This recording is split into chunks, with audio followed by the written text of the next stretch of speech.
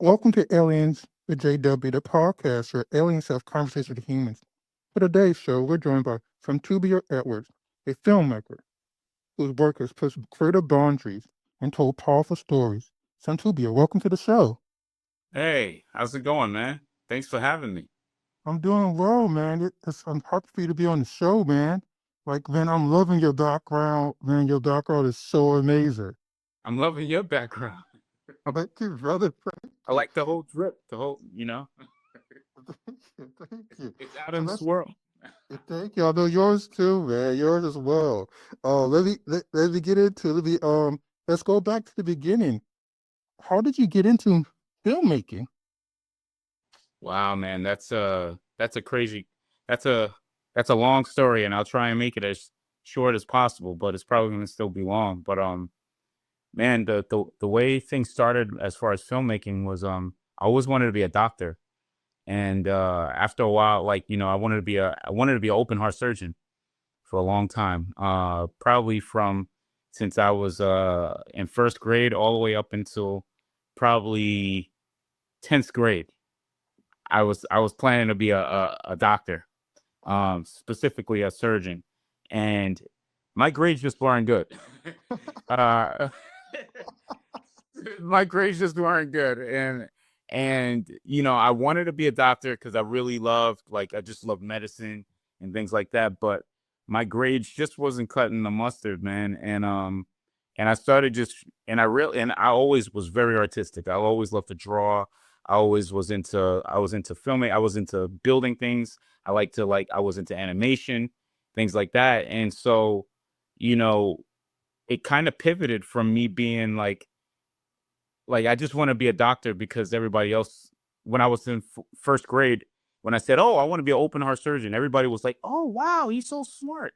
And I just kept that going because I just wanted to please, the people who I was speaking to. And then I was like, you know what? F that. I'm going to probably just be an animator. And that was kind of the start of it. And so I started doing animation, and I started getting animation programs, and I started recreating like things from Dragon Ball Z, but in like 3D and things like that. And I used to show my friends and stuff like that. And slowly, I took a class at NYU, and I had no interest in being a director or anything like that. But I took video production class at NYU. It was called the NYU STEP program, which is the Okay. NYU Science and Technology program. And please cut me off anytime you know you want me to. You can always step in. But it was called the NYU Science and Technology program, and I went there on weekends. And the person who taught video production, his name was Irving Vincent, and it just so happened that his son was an actor as well. And at the time, his son played in a movie called Saving Private Ryan, and I was like, I remember because one of the girls, she was her name was Shakara, she was black, and I just remember her saying, "Oh, my god brother's in that movie," and I was like, "Is he black?" And she was like, "Yeah," and I was like, "Ain't nobody black in Saving Private Ryan." And that was what I said. I was like, "Ain't nobody black in Saving Private Ryan." But come to find out, the god brother she was talking about was was Mr. Irving's son, and his son is Vin Diesel. That's what we know Wow. now. Yeah, that's a So that was like his first big role was in Saving Private Ryan, and then he did Fast and Furious. And but long story short, I started Irving was my teacher in the video production program. We made this short film. I wanted to just do animation and things like that, but we did the film. It was funny. And then we did another film, and I wrote that one. oh, And I remember I left some of my work by accident, some of my writing work. And one day I got an email from Mr. Vincent, and he was like, "Yo," he was like, "Samtubia, I don't know. I saw some of your work. You left it here, and I read it, and it's like you're really talented. Like, you're really talented." And I was like, "Oh, thanks." And and that gassed me. So I was like, "Oh, I'll be a screenwriter." And so I was like, it's still, I didn't want to do directing, nothing like that. And so then I took a screenwriting course after I graduated from. No, I took a screenwriting course, and when I took the screenwriting course, I was like, at that time, I was like, man, you know, I was a teenager, and I was like, man, I, my hormones was pumping, and I was like, man, I want to get with girls. I want to get with all these video vixens that I see on in the music videos. Thanks. And so I pretty much was just like, yo, I can't rap, I can't sing, I'm not a model. How do I get these vixens? And I was like, I could be a music video director.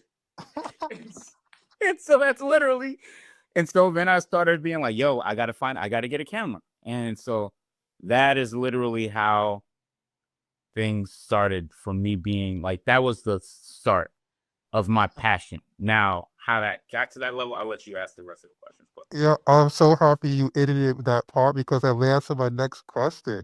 You remember the first film you ever made? How was it like? so the first film I made the one that I did at the NYU Step program, but that was a collaborative project. That was called Old Man Baker.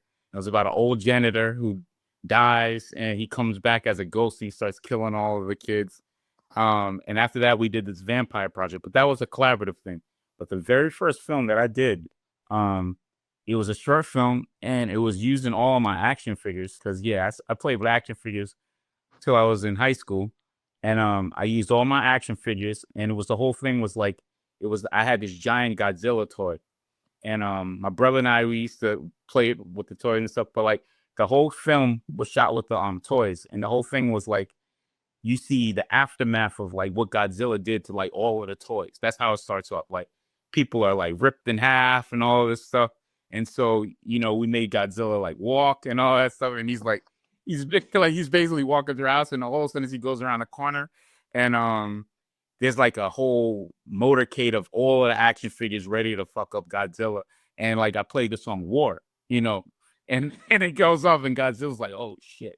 And so that was the first film that I ever did. With that was the first short that I ever did. Oh, that's super cool. Like, so nobody knows this, but I made one film before.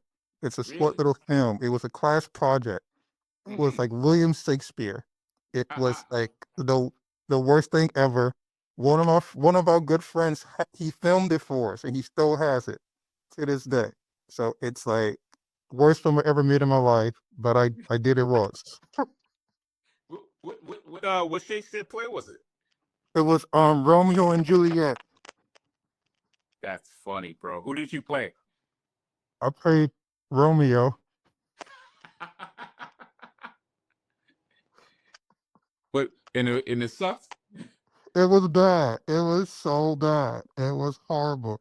I didn't even say the right lines. I ad-libbed. I put in my own words. It was That's bad. hilarious. I want to see that. Do you still have a copy of it, bro? I don't, but Chris has a copy of it. Chris filmed it. Oh, so Yeah. what's out there? Chris filmed it. Chris filmed it. It's somewhere in Chris's archive somewhere. Yo, speaking of that's funny. I guess we'll talk about Chris later on, but like Chris was a major part of even me doing like becoming a filmmaker and everything. But like that's really funny, bro. What was this in college or high school? When was this? It was at NYU. Oh It shit, was man, at NYU. that's hilarious, bro. I gotta see that, and I gotta see that. You know, looking in your stuff in the background, and I know you made up some of those masks. Like, do you want to show? You want to show me some of the stuff you made? Sure, bro. So a lot of this. So this is the one thing that I like. I'm very proud of this. This mask right here is like very important because I made this. I bought a 3D printer just for this, and the whole point of this mask was I had a concept that my brother and I were working on for like when when we got our talent we got signed to Paradigm Talent Agency. They wanted us to they wanted us to write our first movie for a feature, and it was at the time it was called We Own the Night. And one of the things in the movie, it's about monster hunting and all that stuff, but I was all about merch, and so I wanted to create the merch right away. And I never finished this story, but I made the props, I made the merch, And this right here was one of the helmets that the characters wore, and and so I actually 3D printed this thing. It took maybe 2 weeks. The printer was on for 2 weeks. Oh wow, that's cool, man. Back and front. And then a friend of mine actually, there's another version of it on there, but a friend of mine printed one for me. He has a huge printer, and it took him like one day. But I never painted it. So this is this is another one. So this is a blank right here. Oh wow, that is amazing. Yeah, and the other part is back there, but so yeah, man, that's very important. That's one of the most important lessons. And I don't know if you see this right here, that painting, but it's an I art. do. That's kind of what inspired me on the night. And I remember I wanted one of those masks so bad, but I couldn't afford them, and so I built it myself. And so this was the very first one that I ever made. Oh Um, wow, you know, that's super cool. and so if you see that character right there, it's pretty much similar. And my whole thing was like, oh, we'll do a deal with them, and maybe they'll, we'll do a deal with that company. And so, you know, I don't know, I wasn't sure if we were gonna really be able to do a deal. So I was like, let me make my own original, which is that one right there. Yeah, that's super cool because of like I did the same thing with my characters in my books. Like I made the prototypes, like the Yeah. first prototypes. You couldn't hear me. I couldn't see out of them. I Mm-hmm. was basically blind. I couldn't breathe.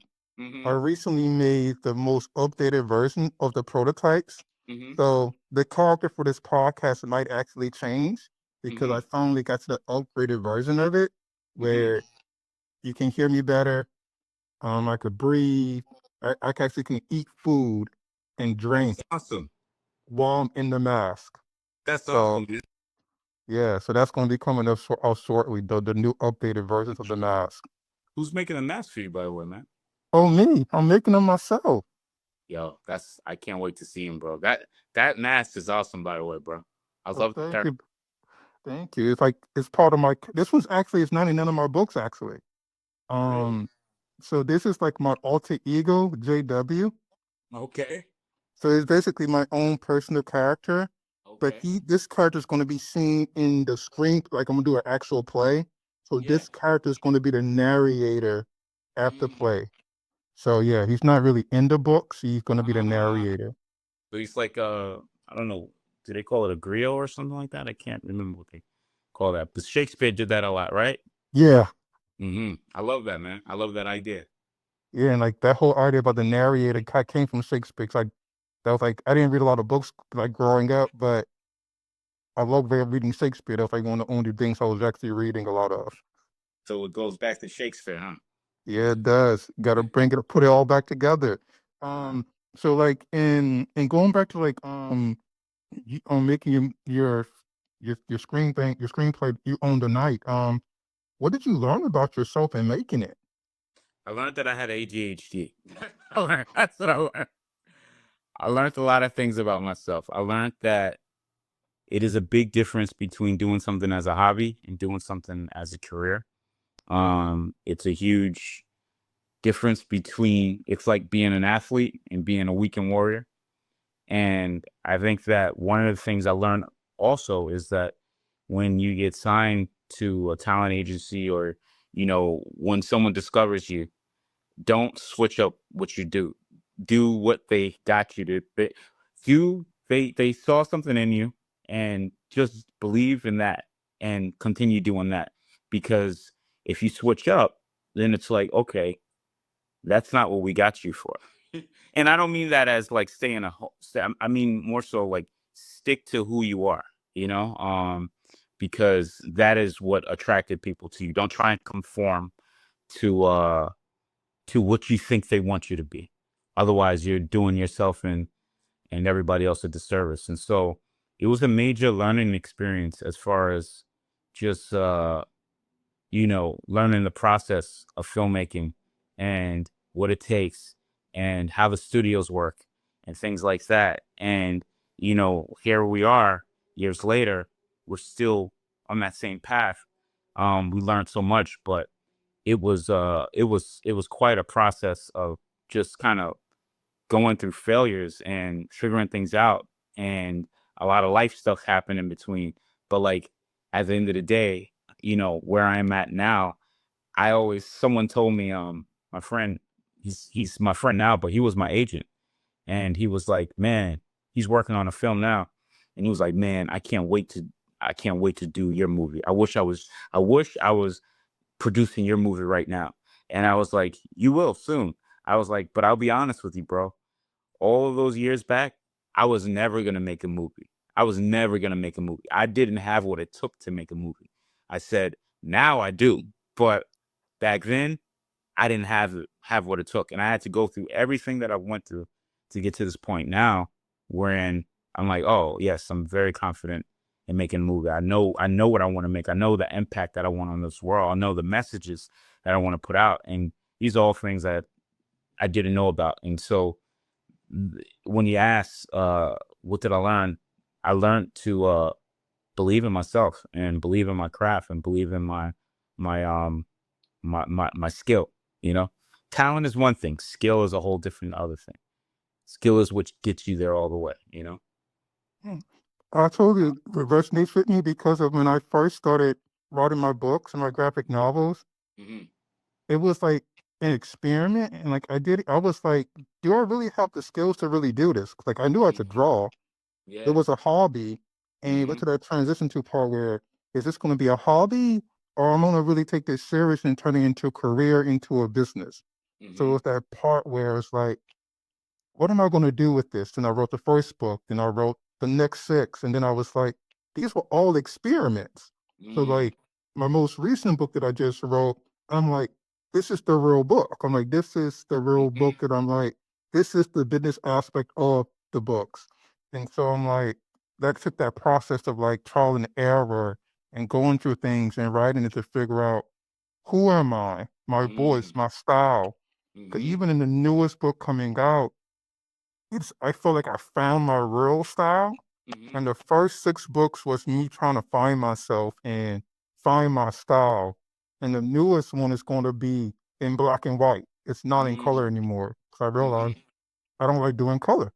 Yeah. I like doing black and white, kind of like old Find that school out. line work. Mhm. Hmm. What you So said is so real, bro. I'm sorry. Did I cut go ahead, go ahead. What you said is so real because I think that that was one of the biggest things I learned. What you just said, was that it was a friend of mine. His name is Keenan. His name is Keenan Scott, and Keenan is a playwright. He had a Broadway play called Thoughts of a Colored Man, and I watched his whole process, and one of the things that he told me, because I saw his first works, like when in its infancy, and one of the things he said was like, "Yo, your first stuff is gonna suck. It's gonna suck. The first draft is gonna suck, and you got to just keep working on this and working on it, and it's gonna get better and better." And one of the things I realized is that if you're a filmmaker, most filmmakers don't become filmmakers like they don't become directors like on a big movie until like they're like in their 40s or 50s. And what I realized is that that whole time from when they decided to become a filmmaker on is them basically learning who they are, practicing, fucking up, making mistakes, getting all those bad movies out. And so if you're just trying to hold on to one thing, if you're trying to take your time to make the perfect work, you're not going to get anywhere because you can't make the perfect work, right? You need so many, you got to just do this so much so that you can get everything out. And that's when like you said, you start, this is really your first book. All those other ones, those were drafts. And Yeah. and that's what I realized is that I wanted to I didn't want to make any mistakes because I felt very insecure. I felt imposter syndrome. And what I realized is that you have to make mistakes. Like if you don't, like that's a boxer who doesn't want to get in the ring and fight, like that ain't a boxer. You're never going to be a boxer. You got to get in there, you got to get hit, you got to get your ass whooped, you got to get so yeah, man. You got to do the process. And like even with this podcast, this is like an experiment for me. The thing about audio, like me getting everything right with audio, because eventually I'm gonna do the theatrical play. So in Mm, doing the podcast, is I'm gonna be getting really better at mic and audio. Oh, if the audio goes out, while the play is going on? How do I fix it midstream? Mm-hmm. How do I continue to make the max better that you can breathe all of them and you can be in the max for an hour to 2 hours and be comfortable? So the podcast is kind of like me experimenting because I'm literally behind a mask with audio in my ear.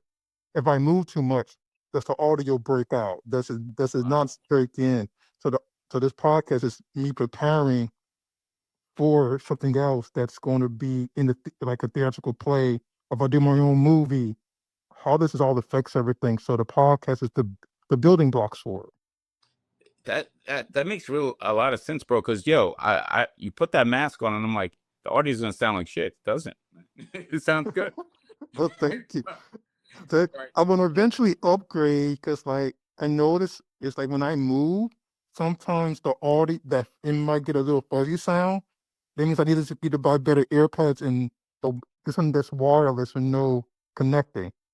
Mm-hmm. You ever thought about getting the ones that you use in a motorcycle helmet?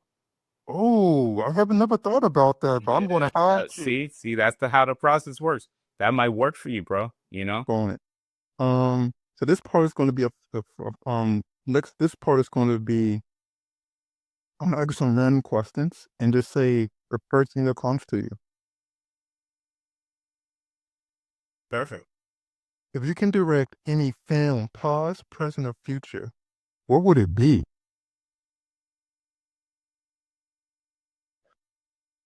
Oh, okay. Paradise Lost. That's I don't know if you know about Paradise Lost, but it's an epic poem written by John Milton, and it's about the devil. It's about the war in heaven, and the devil being cast out of heaven and into hell. Well, into this void that he creates and turns it into hell. And the story pretty much speaks from the perspective of the devil, and he's like the anti-hero in the movie, and the play, and it's just it goes back to kind of what we were saying about humanity, and you know, some of the best villains, they're so great because there's a humanity about them, right?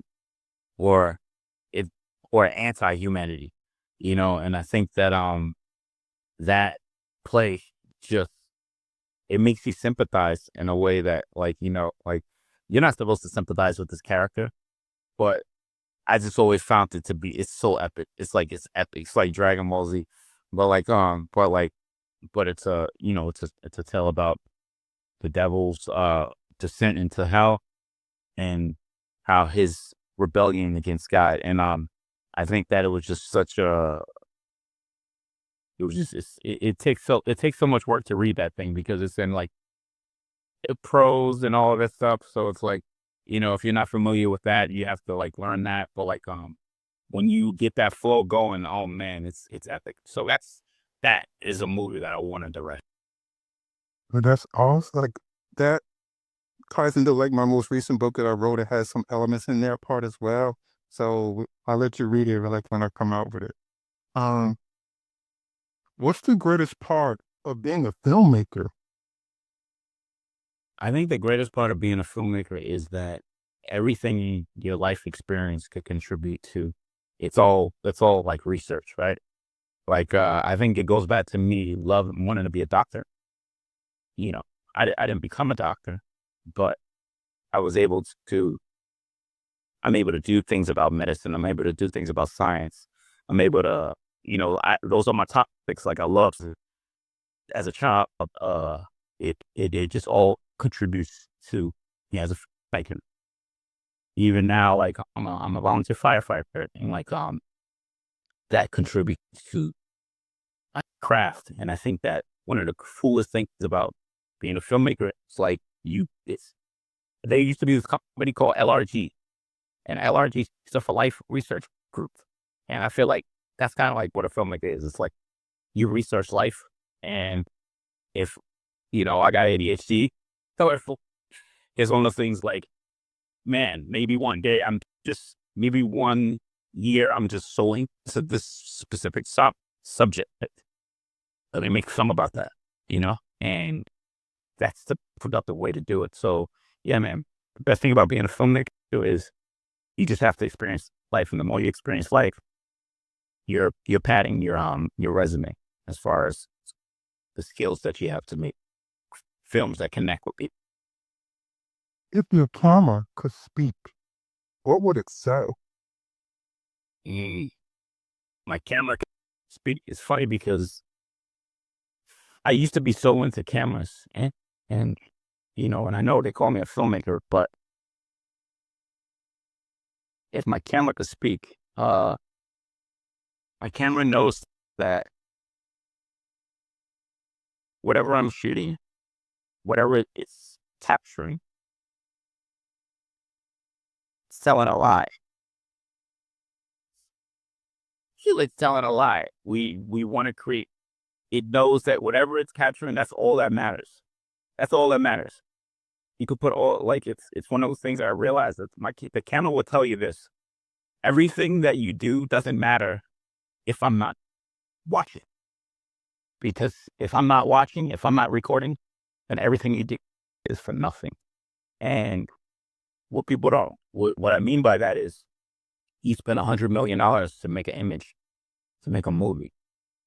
If that film or that digital, that media gets destroyed, that's your $100 million.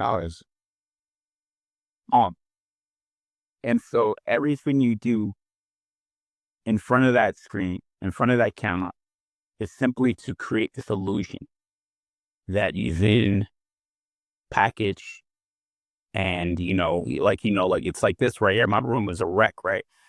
I have my record, but like all you see is this. And so, yeah, the camera cuts off the world and allows you to create your own world, you know?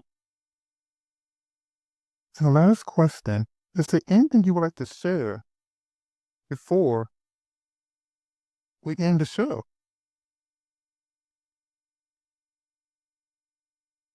Um, if you're a filmmaker, you got to experience life. If you're a filmmaker that wants to make things that connect to people, you probably already have a story. You probably already have an idea of what you want to do. But rather than just thinking about film, think about life. Think about humans. Think about people. Think about relationships. Experience life. Like, I didn't experience life for a long time, and I experienced life, and I got a, I got a, I got a pretty hard dose of life.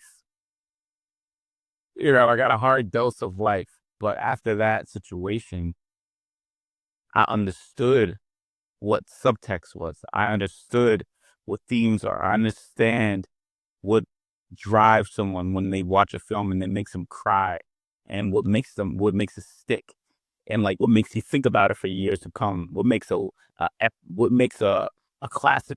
I understand. Like I knew what it was before. I knew the knowledge, but I understand it. I see the matrix, and so I think that life allows you to find that cheat code that allows you to manipulate people's feelings. And that's really what you're doing with the film. You're manipulating people's feelings. That's what you're doing with any type of art. You have a goal that you want to make someone feel a certain way. And the better you did, the more you have the ability to hold up to that promise. You know?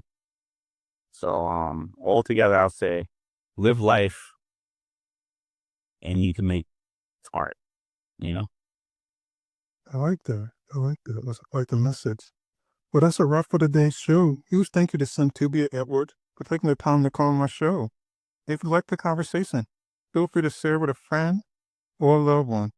Until next time on the show where aliens have conversations with brands and humans. Man, I didn't get to put my mask on. Well,